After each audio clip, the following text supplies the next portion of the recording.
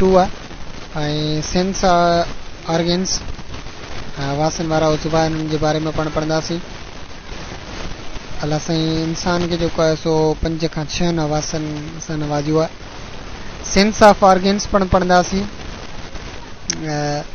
The human beings have 5 major sense organs. Their names are eyes, ears, tongue, nose, skin. अख, कन ऐं ज़बान, नक ऐं चमड़ी। अलाह साईं इन्हनि जेको आहे सो आवाज़नि खां इंसान खे ऐं हिकिड़ो सेंस ऑफ फील त महसूसु करण जो आवाज़ बि आहे। सभ खां पहिरीं असां आई पढ़ंदासीं। Eye is the sense organs of vision और साइट, यानी अख जेका आहे ॾिसण या नज़र वारी हिस या उज़वे या हवास आहे।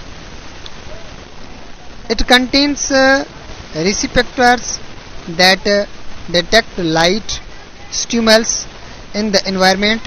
Do you know that the object can be seen because the reflect light that come from it enters our eyes and an image is formed. The different part of the eye work to form an image.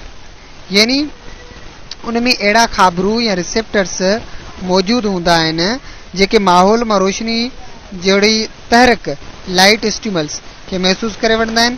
ऐं तव्हां इहो मालूम करे कयो हूंदो त असां कंहिं शइ खे तॾहिं ॾिसी सघंदा आहियूं जॾहिं रोशनी उन तां मोट खाई असांजी अखि में पहुचंदी आहे ऐं अखि में उन शइ जो अक्स ठही पवंदो आहे। अखि जा मुख़्तलिफ़ हिसा पाण में गॾिजी कमु करण सां उहो अक्स ठाहींदा आहिनि।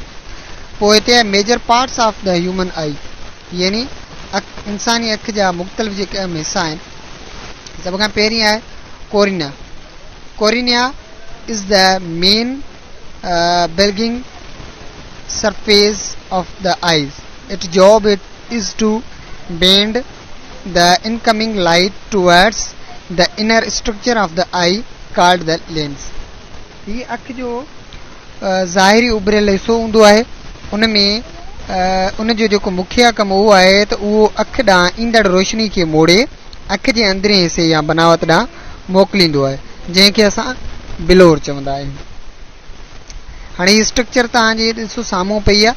हिन में कोरिनिया ही पियो आहे तव्हांजो जेको बिल्कुलु तव्हां ॿाहिरियों परदो ई आहे हिकिड़ो। उन खां पोइ आहे नेक्स्ट असांजो iris and pupils. Iris and pupils यानी माणकी या मरकज़ी सोराख़। हाणे iris and pupils the coloured part of the eyes is called iris, यानी अख जे रंगीन हिस्से के माणकी चइबो आहे। The iris has a central opening which allows light to enter the eyes, यानी माणकी जे विच में हिकु सोराख़ हूंदो आहे जंहिंमां रोशनी गुज़री अख में दाख़िल थींदी आहे। थस the central opening is called people, जंहिंखे असां मरकज़ी सोराख़ यानी पिपल चवंदा आहियूं। उन खां पोइ अचे थो लेंस। हाणे हिते ॾिसो माणकी तव्हांजी रंगीन जेका ॾिसण में अचे पई तव्हांजी हिन तस्वीर में, उहा तव्हांजी माणकी आहे जेका तव्हांखे बैक साइड ते तव्हां ॾिसी सघो तव्हांजी तस्वीर में।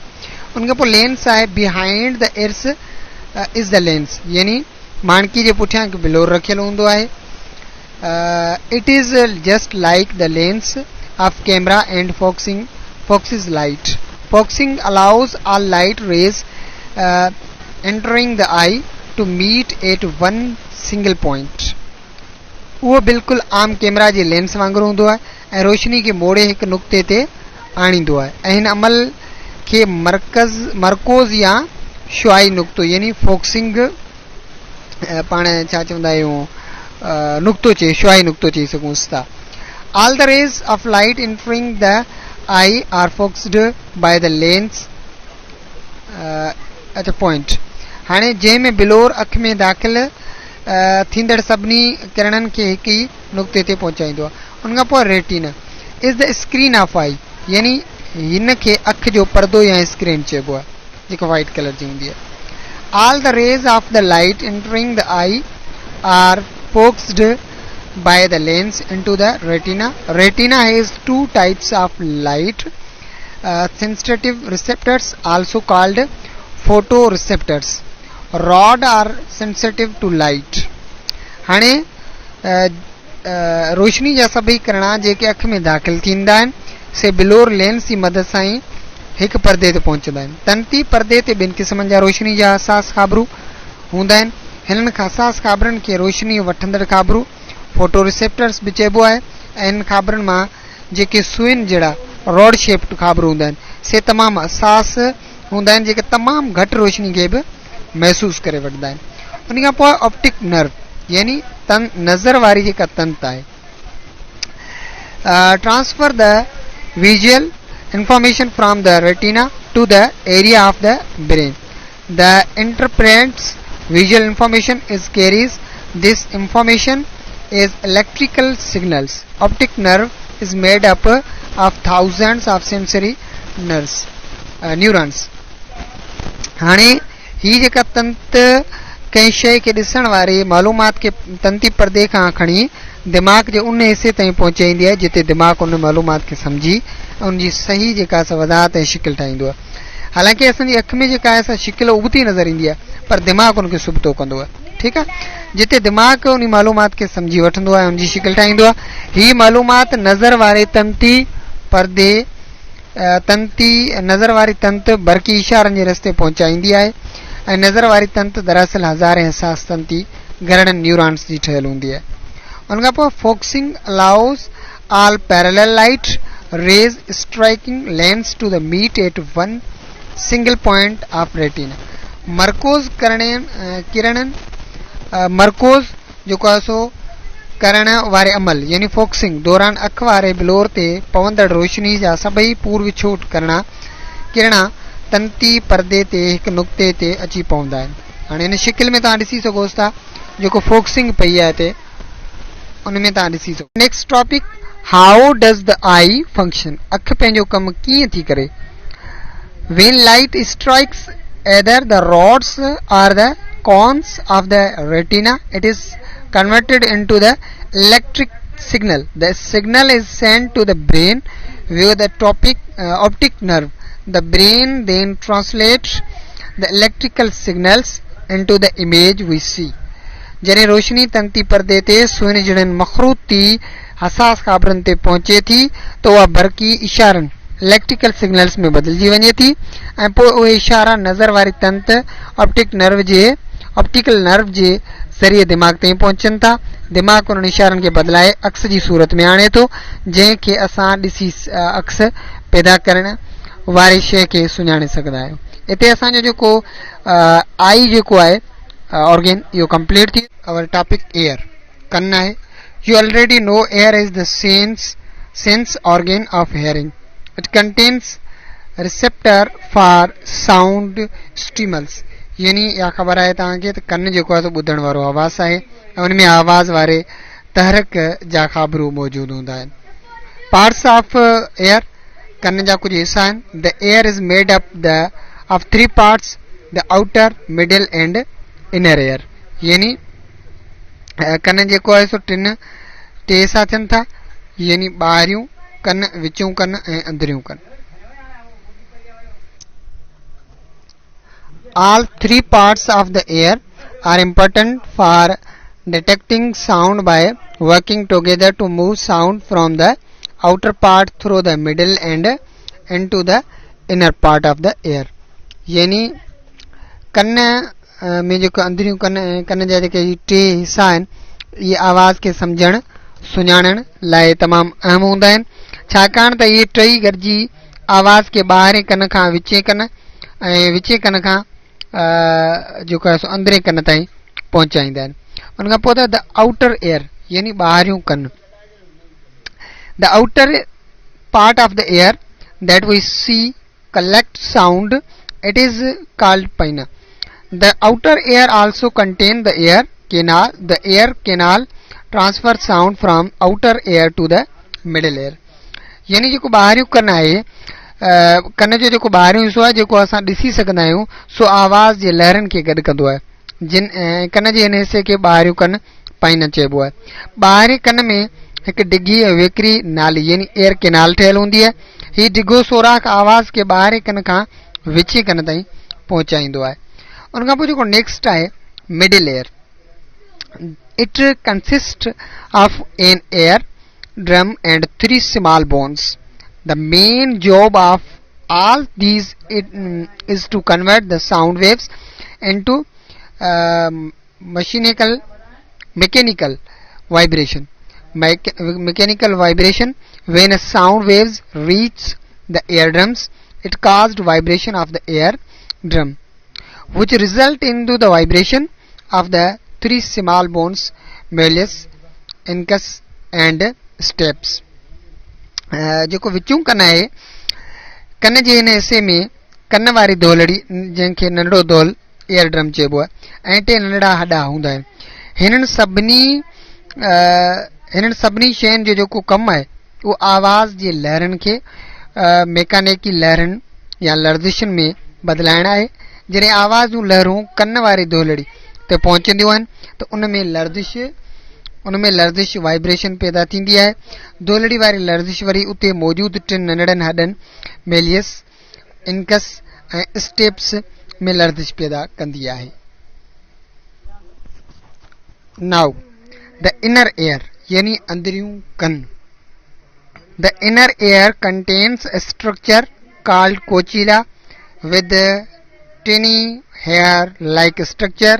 The cochlear nerve carries sound information from the cochlear of the inner ear directly to the brain. अंदरे कन में एक खास किस्म जी जेका बनावट हूंदी आहे जंहिंखे कोचिला चइबो आहे. हिन में तमामु बारीक वारनि जहिड़ियूं बनावटूं मौजूदु हूंदियूं आहिनि. कोचिलिया वारी नस यानी कोचिलिया नर्व आवाज़ वारी मालूमात खे कोचिलिया मां खणी सिधो दिमाग़ ताईं पहुचाईंदी आहे. हाणे हिते स्ट्रक्चर आहे sound waves. Number 1 outer air यानी ॿाहिरियों कन आहे. पोइ उनखां पोइ जेके sound wave in air canal, ठीकु आहे, इहे एयर कैनाल में आहिनि. उनखां पोइ जेको 4 नंबर ते एयर डम्स, इहो आहे मिडल एयर, ठीकु आहे, टिनी बोन्स इन मिडल एयर्स. उनखां पोइ सिधो 6 नंबर में आहे जेको असांजो इनर एयर यानी तव्हांजो अची अंदरियूं कनि. इहो कोचिला में आवाज़ वञे पियो, उतां डायरेक्टली ऑडिटरी नर्व्स इहो दिमाग़ ताईं वञे पियो. फिगर में पियो. How does the ear function to process stimuli यानी कन तहरक खे बदिलाइण में कीअं थो कमु करे. Vibration is the small bones set the fluid inside the cochlear to motion. The tiny hair-like structure on cochlear also starts vibrating. Their vibration create electrical signals. These signals are sent to cochlear nerve which like them to the brain. बारीक हॾड़नि में पैदा थियल जेका लर्ज़िश आहे उहा cochlea में मौजूदु माया पाण्याठ में चुरपुर कंदी आहे, जंहिं करे कोचिला ते मौजूदु वार जहिड़ियुनि बनावतुनि में बि लर्ज़िश पैदा थी वेंदी, हरकत पैदा थी वेंदी. ऐं इहा लर्ज़िश बरक़ी इशारा इलेक्ट्रिकल सिग्नल्स में पैदा करे थी जेके कोचिला वारे तंतुनि ॾांहुं मोकिलिया वञनि था, जेके उन्हनि इशारनि खे मग़ज़ ताईं पहुचाइनि था. हाणे हीअ आहे इनसाइड ऑफ एयर. हाणे ॾिसो हीअ स्ट्रक्चर केॾी ठही पियो आहे, तव्हां ॾिसी सघोसि था. उनखां पोइ नेक्स्ट असांजो टॉपिक आहे नोज़ यानी नक. नोज़ इज़ द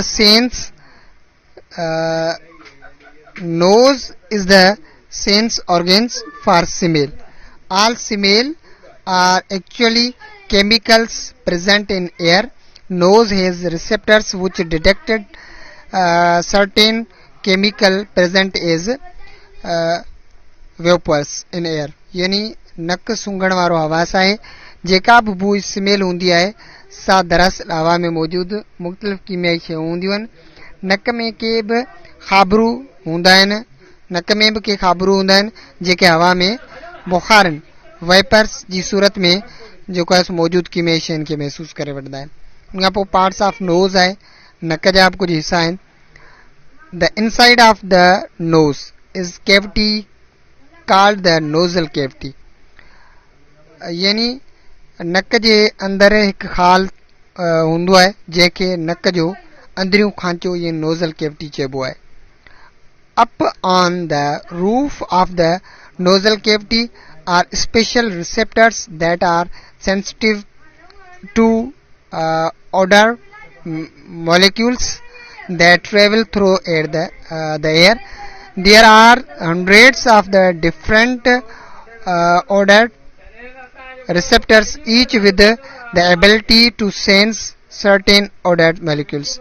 यानी हिन खांचे जे मथे पासे ख़ासि क़िस्म जा ख़ाबरू स्पेशल रिसेप्टर्स हूंदा आहिनि जेके बूइ वारनि मालिक्यूल्स खे महसूस करे वठंदा आहिनि ऐं ही जेके आहिनि से सवें ख़ाबरू मौजूदु रहनि था जिन में बूइ वारा मालिक्यूल हवा जे ज़रिए उन्हनि ख़ाबरनि ताईं पहुचंदा आहिनि. नक में बूइ महसूस कंदड़ सवें ख़ाबरू मौजूदु हूंदा आहिनि जिन में मुख़्तलिफ़ क़िस्म जे केतिरनि ई क़िस्मनि जी बूइ मालूम करण जी सलाहियत मौजूदु हूंदी आहे. पोइ how does the nose function to process stimuli यानी नक बूइ वारे तहरक खे कीअं थो महसूस करे. When the smell receptors are stimulated, signals travel along the olfactory nerve to the olfactory bulb. The olfactory bulb is the part of the brain that receives signals from odor receptors. यानी जॾहिं नक जे अंदर बूइ वारा ख़ाबरू तहरक में ईंदा आहिनि त बरक़ी इशारा बूइ वारे तंत ऑल्फैक्टरी नर्व जे ज़रिए बूइ वारे गोले या बल्ब ऑल्फैक्टरी बल्ब ताईं पहुचाइनि था. पोइ वरी जॾहिं बल्ब दरअसल दिमाग़ जो उहो हिसो आहे ऐं बूइ हिसो आहे जेको बूइ वारनि जेके ख़ाबरूनि खे बरक़ी इशारा वसूल कंदो आहे. हाणे हिते ॾिसो बूइ महसूस कंदड़ जेके बल्ब जेके ऑल्फैक्टरी बल्ब चइबो आहे उन खां पोइ जेके रिसेप्टर सेल पिया आहिनि शिकिल में ऐं हीअ जेको नक जा हीअ जेके मथियां रिसेप्टर्स आहिनि इहे मौजूदु आहिनि.